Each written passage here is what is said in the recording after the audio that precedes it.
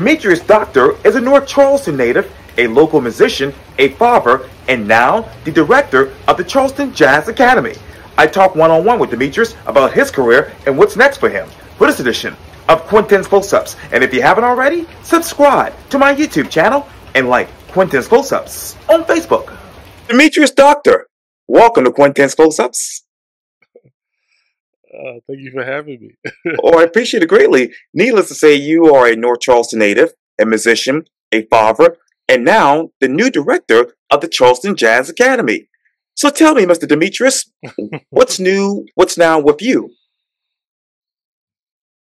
Yeah, right now everything is the directorship at the academy. I've been learning about how things function there, how things happen there. And it's been a really exciting journey for sure. I've been playing around the city for a while, so I'm kind of known for being a musician, but this is a different role, and I'm very happy about what I'm learning so far and excited about what we can do in the future.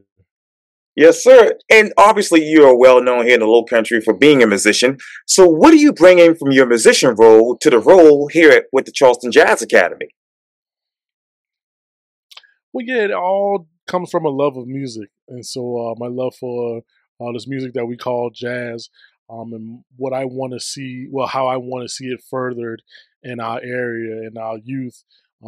Everything kind of starts with that deep drive, that deep love for music. I want everybody to be able to appreciate it the way I do, and so the same way I would practice my instruments is the same way I want to practice getting into schools and talking to kids and developing this style of music in our area. What is music from your perspective these days? Whew, that's a good one. I think for me, music is a way by which we express emotion. It's a way by which um, we express desire. I think it's a medium for many different things in life. It's a way to express our emotions in ways that words can't. Just like any art form is how we express ourselves in ways that words might not be able to do. And so uh, it's everything for me. Mm. Obviously, you express your emotions through your music. How are your emotions connecting with your listeners?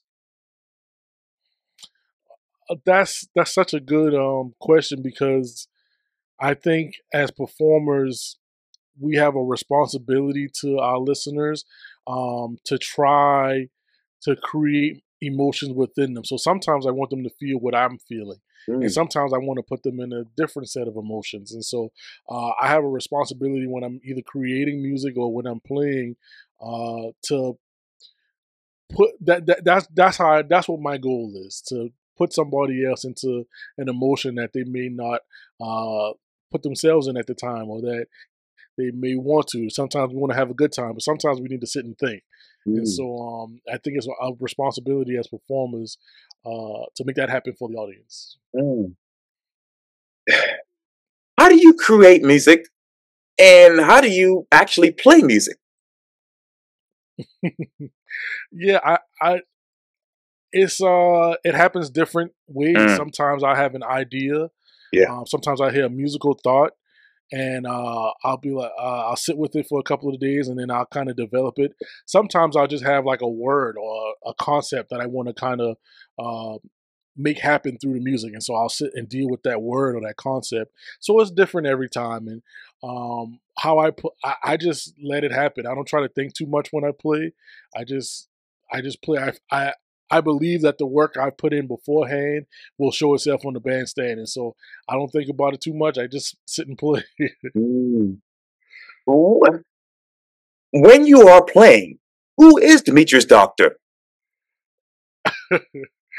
Oh man, I don't know. I when I'm playing at Demetrius Doctor as an entertainer, um, sometimes on the bandstand or Taskmaster, you have to whip people into shape. Yeah. um, it depends. It's all situational for sure. Mm. I a lot of people say they like to watch me play, and that's not something that intentionally happens. I just enjoy music, and so I think they feel that enjoyment by watching me play, hopefully as well as listening to me play, because that's really the my goal. But yeah, I love it. I love having a good time on the bandstand. You talk about that bandstand, Mr. Demetrius, and you obviously have a tremendous music journey. What is the biggest difference about your music journey from when you began to right now? Um, I think my biggest difference now is just the confidence. When I first started, the limitations, they kind of limit your confidence. So I can only be as confident as I can play. And so as I begin to grow as a musician, as I begin to understand things, my confidence starts to grow.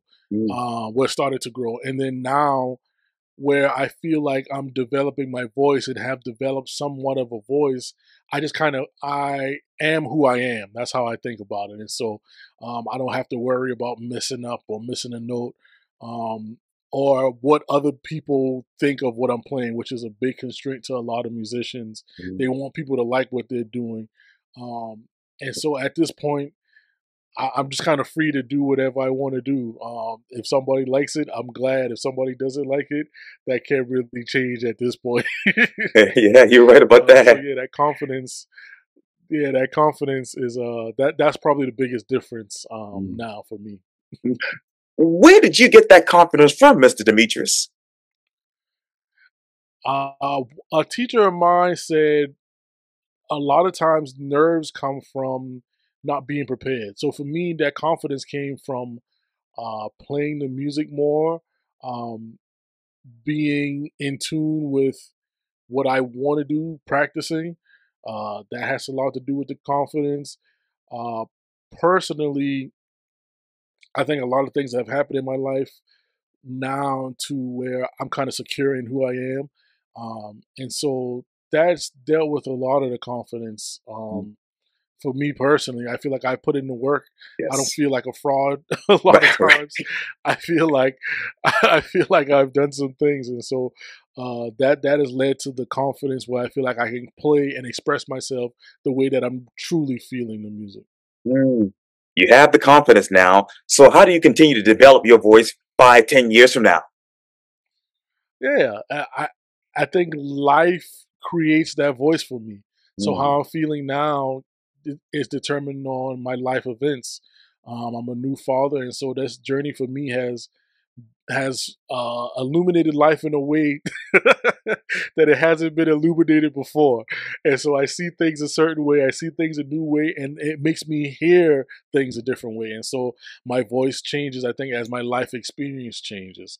And so, yeah, I think it's a never ending journey. Hopefully, I never sound the same way I did 5 years ago, 5 years in the future. Mm. How do you hear things differently from a musical standpoint, Mr. Demetrius? It's tough, man. I go back and listen to old songs and old recordings that I remember from my childhood, and they sound completely different to me now.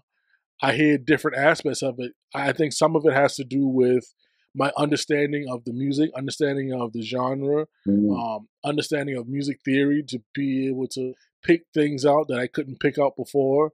But also just things in life. I hear communication. I hear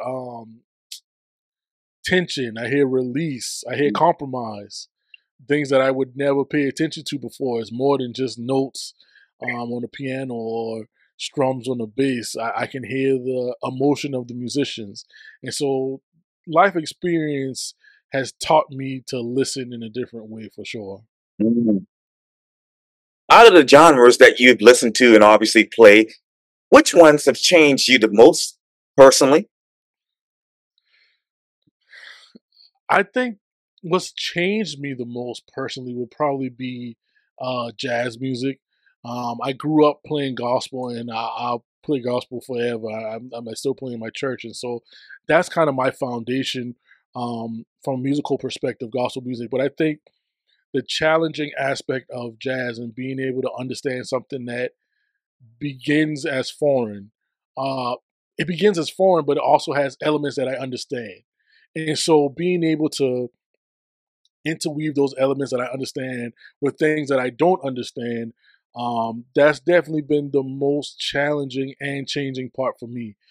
Understanding the language, it's really taught me to think about music as a language. The same way we learn English is the same way that I hope to teach and learn this music. And so, jazz has definitely been my biggest element of change in my life. Wow. And a lot of viewers know that I'm a huge fan of Nashville, been there 3 times, and that's what they build themselves on, of course. Music is language.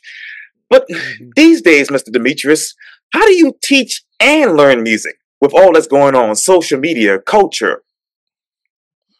Yeah, it's certainly a struggle, and for my students, um, I try to convey to them uh, they can't is you can't really trust everything you see on social media. And Mm, so there are a lot of social media influencers, even from a music perspective, that you don't want to get sucked into uh comparison first of all, because comparison kills. But also um, a 30-second clip, it's hard to tell what somebody means, what somebody emotes, like how they develop themselves in a 30-second clip. And so we want to, at the Academy, we want to be able to express to them that this is a lifetime journey of music. We'll be learning music for a lifetime. And so uh, it's going to take time. It's not going to happen immediately. That's what our culture wants now. But when you really take time and learn an instrument, learn a craft, the pride that you have behind that when you finally are able to succeed is something that can't be replicated. And so mm. that's something we want to express to our students that'll help them not only in music. If they start playing music, once they do whatever they actually get into, they'll actually learn to put in hard work and understand that when it comes to fruition, it'll be worth every single second that it took. Yes, absolutely. In the music world, Mr. Demetrius, what craft do you want to learn next?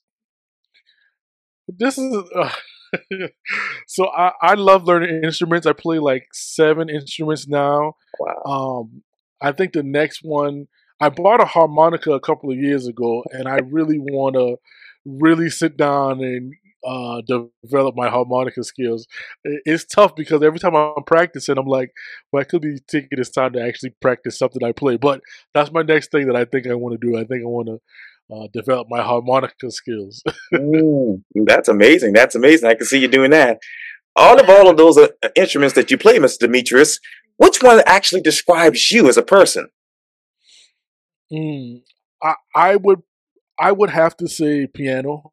That's my first instrument, and that's what I'm mostly known for. But um, I think it describes me as a person because of the capabilities of the instrument. It Yes. can be quiet, it can be deep, it can be fast, it can be exciting. Which is, I mean, it that's true of most instruments, but I think the multifaceted layer of the piano is what's closest to me because I can be one way. I'm naturally like an introvert. I'm really like to myself. But when I get around friends and stuff, and even on the bandstand, I think I portray something that people may not know if they know me personally. And Mm, so I think that multifaceted layer is why the piano is probably closest to who I am. mm. Which instrument, Mr. Demetrius, do you want to interweave into your music next? I think I I played so I played tuba all through high school, and then after college I started to play trombone. So if I can start playing my trombone on some gigs and stuff like that, I think that'll be fun. I I think I'm a couple of years off from the harmonica. I think I still Mm, got to put in some time, mm. but I think I can start incorporating some trombone stuff into my shows soon. We'll see what happens. Oh, yes, it's going to happen. It's going to definitely happen.